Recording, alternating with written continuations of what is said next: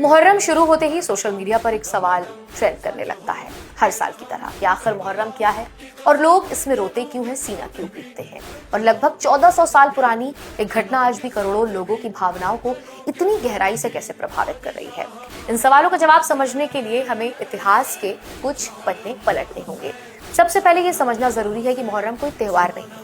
Islamic calendar का पहला महीना होने के बावजूद दुनिया भर के करोड़ों मुसलमान, खासकर शिया समुदाय के लिए ये शोक का समय होता है।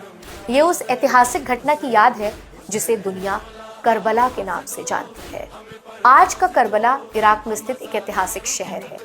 इराक पश्चिम एशिया यानी मिडिल ईस्ट में एक महत्वपूर्ण देश है जिसकी सीमा पूर्व में ईरान से लगती है। करबला इराक की राजधानी बगदाद से लगभग 100 किलोमीटर दक्षिण पश्चिम में स्थित है, लेकिन इतिहास में करबला का नाम सिर्फ एक भौगोलिक स्थान के रूप में दर्ज नहीं है। ये उस संघर्ष की पहचान बन चुका है जिसमें सिद्धांतों के लिए जान तक कुर्बान कर दी गई, लेकिन समझौता नहीं किया गया।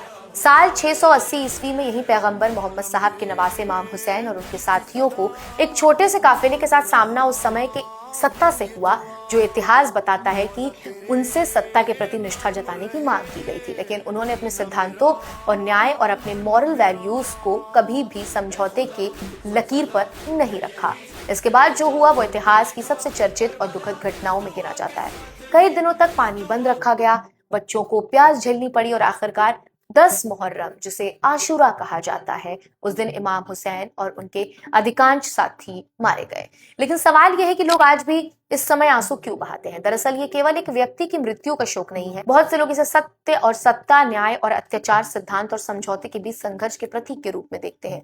उनके लिए करबला एक ऐसी कहानी है जो बताती है कि कभी कभी संख्या में कम होने के बावजूद भी अपने मूल्यों पर खड़ा रहना इतिहास में अमर हो जाना है।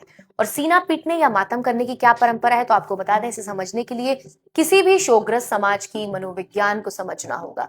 दुनिया के अलग अलग हिस्सों में लोग दुख व्यक्त करने के लिए अलग अलग तरीके अपनाते हैं। कहीं लोग मोमबत्तियां जलाते हैं, कहीं मौन रखते हैं, कहीं स्मारक बनाते हैं और कहीं सार्वजनिक रूप से दुख का प्रदर्शन करते हैं। शिया समुदाय में मातम उस ऐतिहासिक पीड़ा और भावनात्मक जुड़ाव को व्यक्त करने का एक तरीका माना जाता है। ये उनके लिए इतिहास को याद रखने और उस संदेश को अगली पीढ़ियों तक पहुंचाने का माध्यम है।